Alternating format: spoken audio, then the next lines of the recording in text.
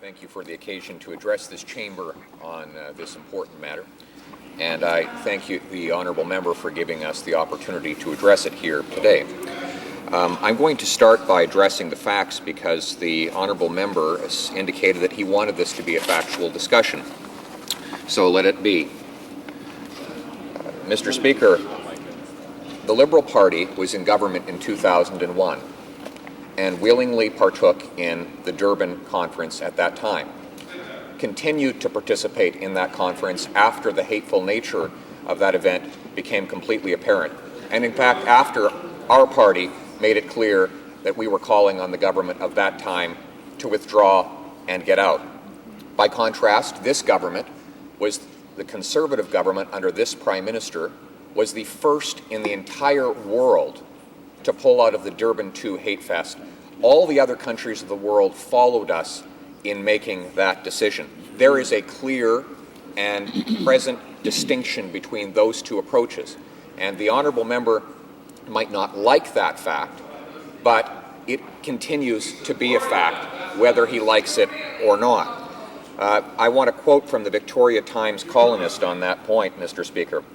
The continued presence at the conference of Canada's Secretary of State for Multiculturalism, currently still a Liberal Member of Parliament from British Columbia, no longer serves any useful purpose and in fact helps to legitimize what has become a propaganda forum for some of the worst anti-Jewish hate-mongering since the Second World War.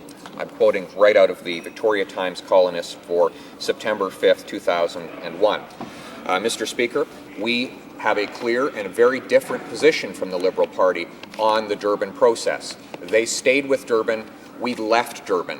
They have come up with some very strange and convoluted explanations for their position years later, but their explanations notwithstanding, we had the courage to walk out. We had the courage to stand alone and lead the world, and the world followed us because of that courage.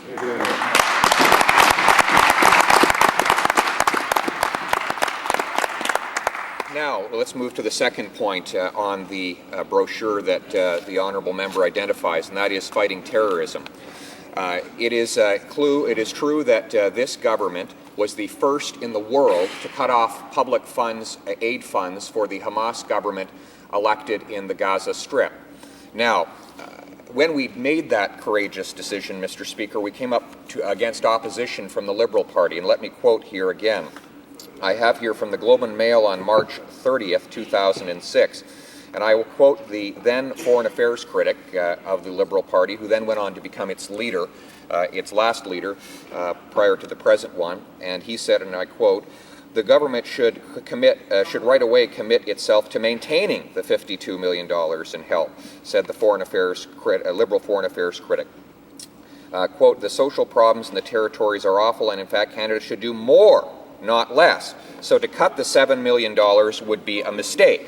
So the Liberal Party, under the leadership of a member who is here, who represents Saint-Laurent-Cartierville, indicated that he would like to continue the funding of the Hamas regime in the Gaza Strip. That is the position of the Liberal Party.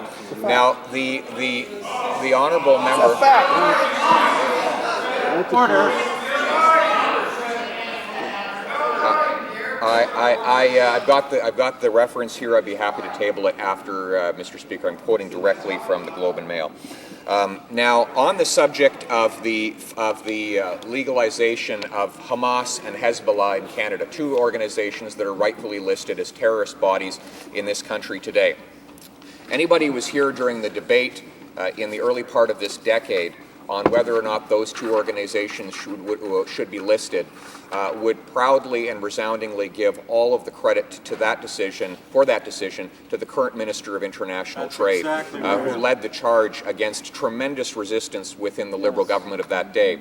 One need only look at the exchanges in this House where that then Foreign Affairs critic for the official opposition, currently the member for the Minister of International Trade, had to rise to his feet on probably 2 or 3 dozen occasions demanding that Hezbollah be criminalized And he was confronted with the position of the then government that Hezbollah was a social program and not a terrorist organization. They collapsed under pressure from organizations across this country who support peace and oppose terror. And I'm glad that they backed down under the pressure of the now Minister of International Trade. That is the fact. But they didn't back down entirely. Let me look at the positions that they have taken since that time. On the matter of funding for Hezbollah, the member for Etobicoke was asked point blank during his visit to the Middle East, this is a Liberal member, whether he thought that Hezbollah should be delisted, that is, legalized in Canada, and he replied yes. So that was the position of a Liberal member, a member of that Honourable Members Caucus. These, again, are facts, and whether the member does not like those facts is irrelevant. And I'll just quote the Vancouver Province as a citation on that.